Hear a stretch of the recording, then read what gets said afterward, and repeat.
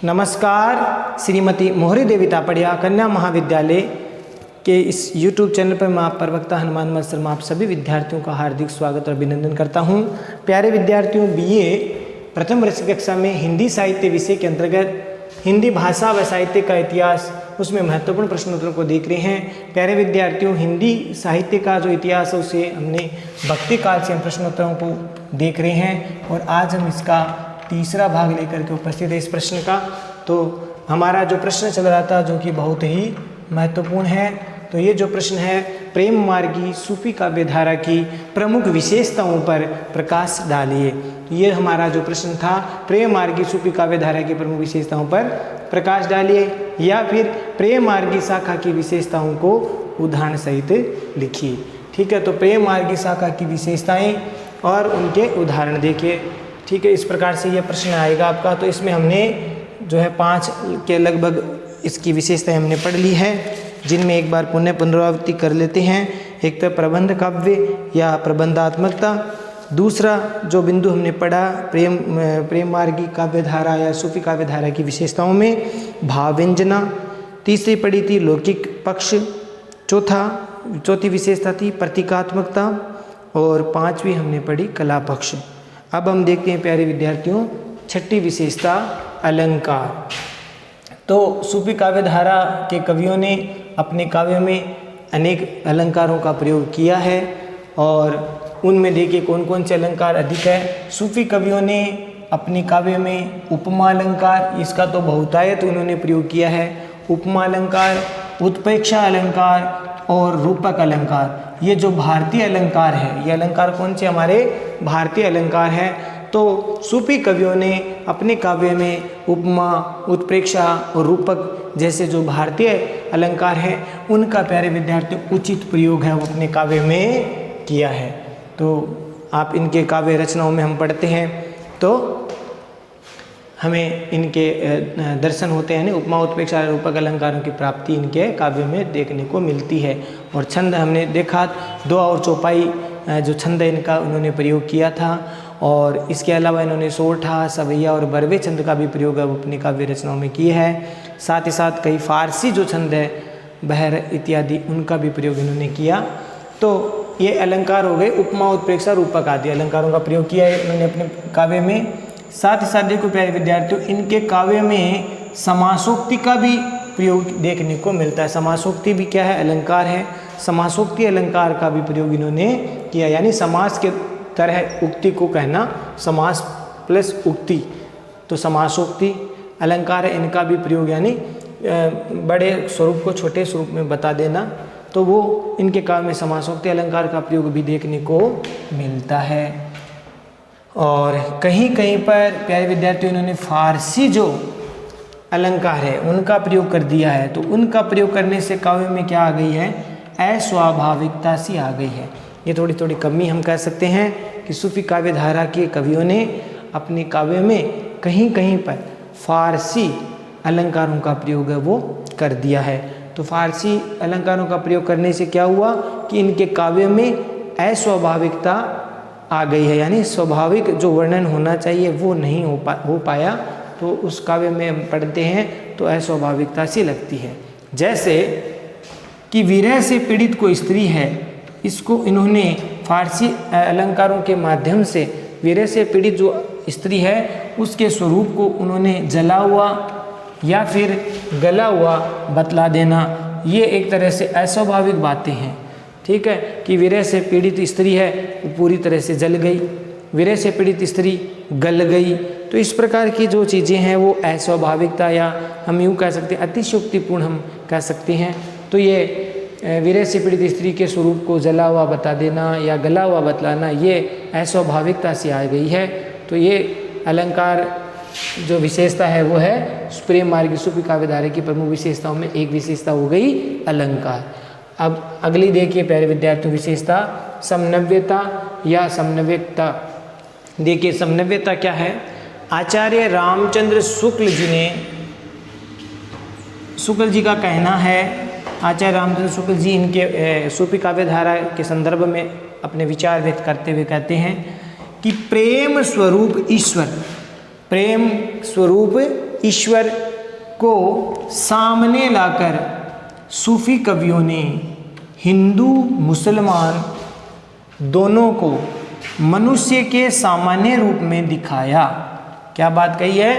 आचार्य रामचंद्र शुक्ल जी ये कहते हैं सूफी काव्य धारा के संदर्भ में कि प्रेम स्वरूप ईश्वर को, यानी भगवान को अब उन्होंने प्रेम स्वरूप माना, ईश्वर से प्रेम किया, तो प्रेम स्वरूप ईश्वर को सामने ला करके सूफी कवियों ने हिंदू और मुसलमान जो जाति है, हिंदू और मुसलमान दोनों को मनुष्य के सामान्य रूप में दिखाया गया है। इसमें कोई बड़ा छोटा इन्होंने नहीं किया कि हिंदू श्रेष्ठ है मुसलमान नहीं है, या मुसलमान श्रेष्ठ है हिंदू नहीं है। इस प्रकार की बातें इन्होंने अपने काव्य में नहीं लिखी। उन्होंने हिंदू और मुसलमान दोनों को एक सामान्य मनुष्य के रूप में, मनुष्य का जो सामान्य रूप है उसमें दिखाया, और जो भेदभाव के दृश्यों को हटाकर पीछे कर दिया। अर्थात भेदभाव के दृश्यों को इन्होंने अपने काव्य में स्थान नहीं दिया, या फिर इन्होंने बिल्कुल ही उनको हटा दिया। तो भेदभाव के दृश्यों को हटाकर पीछे कर दिया। ये विचार किसके हैं? आचार्य रामचंद्र शुक्ल जी के। किसके संदर्भ में? प्रेम मार्गी शाखा की विशेषताओं या प्रेम मार्गी शाखा या सूफी काव्य धारा के संबंध में। तो इस प्रकार से प्यारे विद्यार्थियों, ये आप कोटेशन अगर याद रहे तो आप लिख देना। देखिए इस प्रकार स्पष्ट है, इस प्रकार से साफ पता चलता है, स्पष्ट है कि प्रेमाश्रयी सूफी कवियों ने, प्रेम पर आश्रित इन सूफी कवियों ने प्रत्यक्ष जीवन की एकता का, प्रेमाश्रयी सूफी कवियों ने प्रत्यक्ष जीवन की एकता का दृश्य सामने रखने में अत्यंत सफलता प्राप्त की। देखिए कि इस प्रकार से हम अगर शुक्ल जी के विचार को अगर पढ़ें कि इन्होंने हिंदू और मुसलमान को मनुष्य के सामान्य रूप में दिखाया और भेदभाव के दृश्यों को हटाकर पीछे कर लिया, यानी भेदभाव के दृश्यों को नहीं दिखाया गया कि हिंदू और मुसलमान दोनों अलग अलग जातियों जो कि एक दूसरे से दंगा फसाद या सांप्रदायिक इनमें भावना रहती है, तो वो नहीं दिखाई गई। इसमें सांप्रदायिकता से वो लड़ते हैं, इस प्रकार की बातें इसमें नहीं दिखाई गई। इस प्रकार से स्पष्ट है कि प्रेमा से जो सूफी कवि है उन्होंने प्रत्यक्ष जीवन की, जो वर्तमान जीवन का उस समय वास्तविक जीवन था, उस प्रत्यक्ष जीवन की एकता का दृश्य ही सामने लाया। अपने काव्य में प्रत्यक्ष जीवन की एकता का दृश्य सामने रखने में खूब सफलता अर्जित की, अत्यंत सफलता प्राप्त की। अब देखिए ये था समन्वय, यानी अपने काव्य में इन्होंने समन्वय का भाव भी रखा। और समन्वय किसमें? हिंदू और मुसलमान जाति, क्योंकि सूफी कवि स्वयं मुसलमान होते हुए भी हिंदू आख्यानों को अपने काव्य में स्थान देने का तात्पर्य भी यही है कि दोनों में सद्भावना, धार्मिक सद्भावना, सांप्रदायिक सद्भावना के प्रतीक वो सूफी कवि थे। इसलिए उन्होंने जो हिंदू संस्कृति या हिंदू धर्म की संस्कृति को अपने काव्य के माध्यम से उजागर किया। तो ये इस बात का परिचायक है प्यारे विद्यार्थियों कि सूफी काव्य धारा के कवि हिंदू और मुसलमानों में समन्वय चाहते थे, समन्वयता के पक्षधर थे, समन्वय के वे पक्षधर थे। तो इस प्रकार से इन्होंने इनकी जीवन की एकता का दृश्य है वो सामने रखा। निष्कर्ष के तौर में देखिए प्यारे विद्यार्थियों, ये अंतिम भाग है इसका। संक्षेप में हम ये कहा जा सकता है, संक्षेप में हम ये कह सकते हैं कि प्रेम मार्गी सूफी काव्यों में लौकिक प्रेम आख्यानों को अपनाकर ये कहा जा सकता है कि प्रेम मार्गी जो प्रेम के मार्ग पर चलने वाले सूफी काव्य हैं उनमें जो लौकिक प्रेमाख्यान है, लौकिक माने सांसारिक, जो प्रेम आख्यान माने कहानियाँ घटनाएं, तो लौकिक या प्रेमाख्यानों को अपना करके इन्होंने अलौकिक प्रेम और भक्ति भावना का सुंदर प्रतिपादन हुआ है। बहुत सुंदर बात कही है। कहानी तो इनकी कैसी चलती है? लौकिक प्रेमाख्यान, यानी लौकिक कहानियाँ चलती है, लेकिन लौकिक कहानियों को उन्होंने अपने काव्यों में स्थान दे करके उस अलौकिक प्रेम अर्थात आध्यात्मिक प्रेम, ईश्वरीय प्रेम और भक्ति की साधना को या भावना को अपना करके सुंदर प्रतिपादन है वो हुआ है। तो समझ में आ गया प्यारे विद्यार्थियों, कहानियाँ तो इनकी चलती है सांसारिक, लेकिन उनकी जो भावनाएं क्या है वो आध्यात्मिक, अलौकिक प्रेम भावना, भक्ति, ये इस भावना का सुंदर प्रतिपादन हुआ है। इनमें सांस्कृतिक समन्वय का सफल प्रयास हुआ है। और आपको मैंने बताया भी था कि ये परमात्मा को क्या मानते हैं? नायिका, ईश्वर को नायिका मानते हैं और आत्मा को नायक मानते हैं। जो आत्मा रूपी नायक है वो परमात्मा रूपी नायिका को प्राप्त करना चाहता है। तो इस प्रकार से इसमें देखिए, इसमें सांस्कृतिक समन्वय का सफल प्रयास हुआ है। सांस्कृतिक समन्वय, सांस्कृतिक हिंदू और मुसलमान जो जातियां हैं उनकी परंपराओं को, उनकी संस्कृति को एक साथ समन्वित करने का प्रयास इन्होंने किया। तो खूब योगदान है सूफी काव्य धारा के कवियों का। हिंदू और मुसलमान दोनों की सांप्रदायिक सद्भावना का प्रतीक है इनका काव्य। तो इनमें सांस्कृतिक समन्वय का सफल प्रयास हुआ है। भक्ति काल में सूफी काव्य धारा का इन्हीं विशेषताओं के कारण विशिष्ट महत्व है। तो प्यारे विद्यार्थियों, भक्ति काल में सूफी काव्य धारा का इन सभी विशेषताओं को हमने जब अब तक पढ़ा, इन विशेषताओं के आधार पर हम कह सकते हैं कि ये विशेषताएं अत्यंत विशिष्ट है और इन विशेषताओं के कारण भक्ति काल का विशिष्ट महत्व भी है, सूफी काव्य धारा का विशेष महत्व है।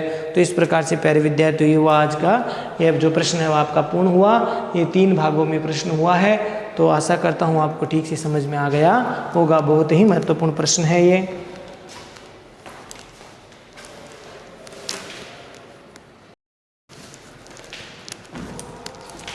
तो प्यारे विद्यार्थियों, आज के लिए बस इतना ही। अगले वीडियो में पुनः उपस्थित होंगे भक्ति काल के आगे के जो महत्वपूर्ण प्रश्न हैं उनको लेकर के।